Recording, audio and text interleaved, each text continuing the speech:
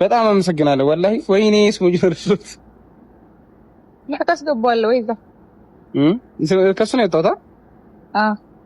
ይገባ እኔ በጥንቃቄ ማስቀመጥ ደስ ይለኛል። በቃ ቴንክ ዩ ሶ ማች ፈኪያ፣ በጣም በህይወቴ ባለውለታ እየሆንሽ ነው። ግን እንዲህ ነው ነገር ሲጀማምር እንዲህ ውለታ ያሰራል። ከዛ በኋላ አይኔ ላፈር ነው እንጂ እሺ፣ እኔና ገሊትም ባለውለታ ሆናችሁ ነበር። ብዙ ነገር አድርገን ነበር። የዛሬን ያድርገውና እስኪ ዶሴ ውጣ የምትጠየቅበት አለረዩ ቀዩ ልጅ ናበክሹ አውቃለሁ። ሚስቱ ተከራሚ እስኪ ዶሴ ውጣ ብሎ ዘፈነ። የደፈርኳ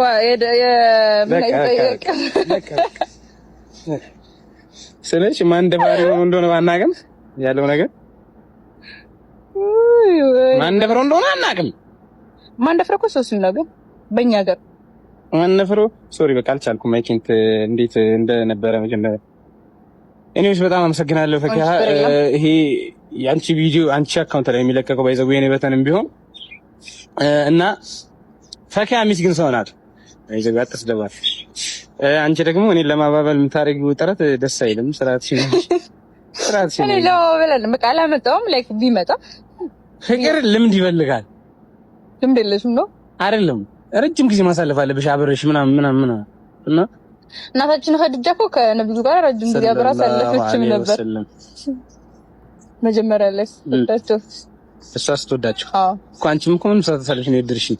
ስለ ወንዱ ነው ያወራው። እኔ እኮ አይደለም እኔ ስለ ወንዱ ነው ያወራው። ነብያችን ደግሞ ለላልሰለም እና እንዴት ሆነ?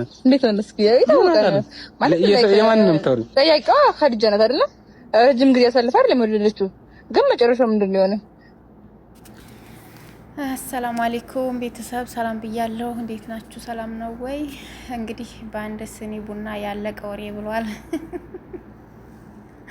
ኢሳም። በአንድ ስኒ ቡና ነው ያለቀው ወሬያችን ብሏልና እሱ ቡና እየጠጣ ነው፣ ፈኪሃ ሻይ እየጠጣች ነው። በዚህ ነው እንግዲህ ወሬያቸው ያለቀው ማለት ነው። እያወሩ ነበረ እንግዲህ ፈኪሃ እያሰጠችው ስጦታ እንዲደሰት እንዳያስደሰተችው ትገኛለች። እሱ ግን እየተደሰተ አይደለም ብዙም። ዛሬ ግን ተደስተዋል። ቢሆንም ይሻላል እዚህ ላይ የይቱ ምልክት ይሄንን ስትሰጠው ስጦታ እንደዚህ አድርጋ ስትሰጠው እና እንዴት አወጣው? አንቺ ማውጣት ትችያለሽ።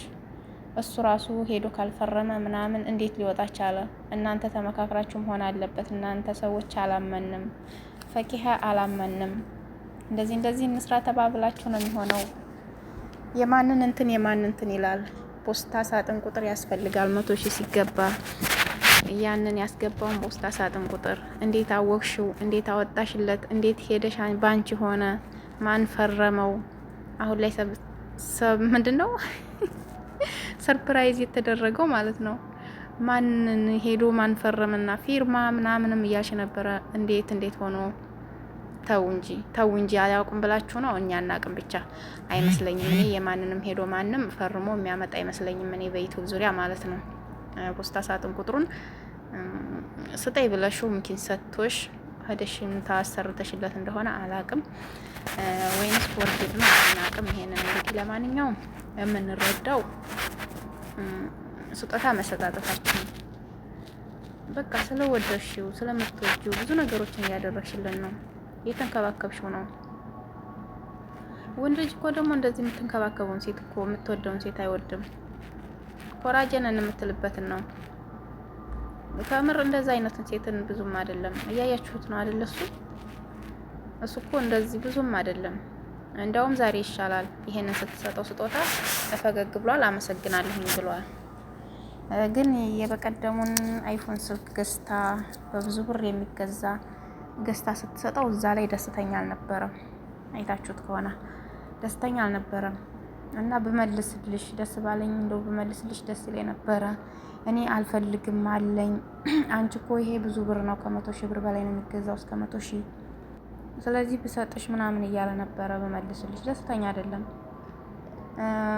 ለኔ ያለሽ እንትን ምናምን በቃ እሱን እንደ ማባበል ነገር ምናምን ቆጠረው። አያቸው የወንድ ልጅ ችግር ማለት ነው ይሄ ነው በቃ።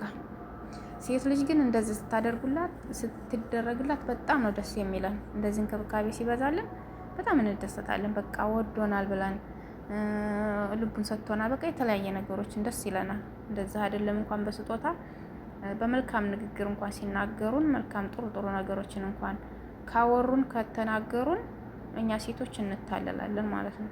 ሞኞች ነን። እሱ ግን እኔን እንደዚህ ለማድረግ ምናምን አለ። አያችሁ የወንዶች ጸባይ እንደዚህ ነው። በቃ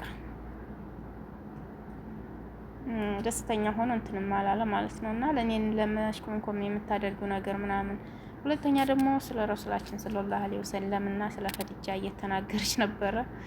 እንግዲህ ፈኪሀ ያው ኸዲጃ አይደለችም ወይ ለምና ጠይቃ ያገባቻቸው የተጋቡትና የሚወለዱት የኖሩት ምናምን እያለች ነበረ። አዎ እድሜያቸው ራሱ አይመጣጠንም። ረሱላችን እድሜያቸው 25 ነበረ፣ ኸዲጃ ደግሞ 40 ነበረ። እንግዲህ የ40 አመትና የ25 አመት ወጣት ነው የተጋቡት ማለት ነው። ኸዲጃ ላግባቸው ብላቸው ጠይቃቸው ማለት ነው። ረሱል ሰለላሁ ዐለይሂ ወሰለም ተጠይቀው ነው የተገቡት። አዎ ወደ ሀዲሱም ገባ እያለች ማለት ነው እና ነበረ እና ፈኪሀ እህታችን ማለት ነው ልክ እንደነሱ እኔም ስጠይቅህ እኔስ ብጠይቅህ ምን ችግር አለው? ጠይቅህ የኔ ብትሆንና ብንጋባ ምን ችግር አለው ነው ነገሯ ማለት ነው። ለገባው ሰው እንደዚያ ነው። እና ብዙ ልጫወትና ላወራ የፈለኩትን አንቺ ደግሞ እነሱን ስታነሽብኝ እኔ ረገብ እያልኩ ነው ለማውራት እያለ ነበረ። እንግዲህ ምን ችግር አለው ደግሞ ፈኪሀ ከሱ በታች ናት። እሱ ትልቅ ነው፣ እሷ ትንሽ ናት። ግን ሴት ልጅ ጠይቃ እኔ ብጠይቄ አንተን እወድሃለሁ ብልህ ምን ነውራለሁ ለማለት ነው። ለማስረዳት ነው። ህብረተሰቡንም ለማስረዳት ሞክራ ይመስለኛል። እሱንም ለማስረዳት ሞክራ ይመስለኛል እንደዛ የምትለውና ሴት ልጅ ጠይቃ የምትወደውን ኡስታዞችን ብለዋል። ሴት ልጅ ጠይቃ እወድሃለሁና እንጋባ ብትለው ምን ችግር አለው ብለው ፈተዋ ሲጠየቅ ችግር የለውም ነው ያሉት። አንቺ የወደሽው ከሆነ ሙስሊም ሆኖ በዲኑ ጠንካራ በቃ የሆነ ነገር በቃ ለኔ ይሆነኛል ብለሽ የምትዩ ወንድ ከሆነ ብትጠይቂው ከተቀበለሽና ከፈለገሽ ካገባሽ ችግር የለውም ብለዋል። ሴት ልጅ ጠይቃ እንጋባ ብትል ማለትም የነሱን የሀዲሱን መሰረት ተደርጎ ማለት ነው ችግር የለውም ነው የተባለውና የዛሬ ወንዶች ግን አይደለም እንኳን ጠይቃችሁ እንጋባ ብላችኋቸውና እንኳን ደግሞ ከሱ በልጠሽውና አይደለም ከሱም አንሰሽ አንቺ ጎላ ብለሽ ወፈር ብለሽ ወይም ቀውለል ብለሽ ቁመትሽ ምናምን ከታየ እንዴት እንደሚናገሩ ታውቃላችሁ። ከባድ ናቸው የዛሬ ወንዶች፣ ገምጦ ወጥ ናቸው ማለት ነው። ሁላችሁም አይደላችሁም። አንዳንድ አሉ ገጥ ወጥ ናቸው፣ አንዳንዶቹ ባለየዎች አሉና ወንዶች ደግሞ በተፈጥሯቸው ይንቀባረራሉ። ሴት ልጅ ከጠየቀቻቸው አይወዱም። እምኪን ሊኖር ይችላል አላሁ አለም ተጠይቆም ደስተኛ ሊሆን ይችላል። ላግባህ ብላሽ እንጋባ ምናምን ላግባህ ብላ ብትጠይቀው ደግሞ ያቺ ቀድሞ የሚወዳት ልጅ ከሆነች እሷ ብትጠይቀው ደስተኛ ነው የሚሆነው በጣም። ግን እያልፈለጋት በቃ አጋጣሚ ነገር በቃ ወድጄሃለሁና እንጋባ ብትለው የሆነ ነገር ብትለው በቃ ሲጀመርም እነሱ ማለት ነው ወንድ ልጆች ይንቀባረራሉ። ሴት ልጅ በቃ ተፈላጊ ስትሆን ነው። እሷ ፈላጊ ከሆነች ከባድ ነው። ከእንደዚህ አይነት ሰው ግን አላህ ይጠብቀን ነው የሚባለውና እኛ ተፈላጊ ስንሆን ነው ሴቶች ተፈላጊ እንሆን እንጂ ፈላጊ መሆን ከባድ ነው ብዬ አስባለሁ ማለት ነው። ሴቶች እየራሳችሁን ጠብቁ እሺ።